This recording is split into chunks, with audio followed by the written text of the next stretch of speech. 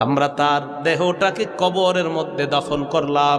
কবরে দাফন করার পর তার আত্মা যখন তার দেহের মধ্যে ঢুকিয়ে দেওয়া হবে, ফায়াতিয়ানিহি মালাকান, দুইজন ফেরেশতা ভয়ঙ্কর আকৃতি নিয়ে আসবে।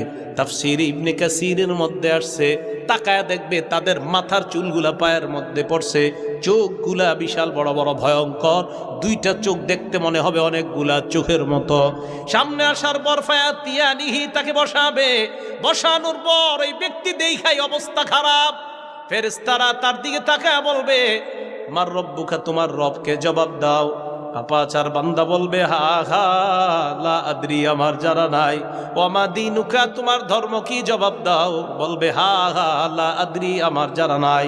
ওমান হাদার রাজুলুল্লাযী বুইসা ফীকুম, এই মানুষটাকে চেনো? জবাব দিবে, আমার জানা নাই। এবার ফেরেশতারা বলবে, আলাম ইয়াতিকুম নাযীর, তোমাকে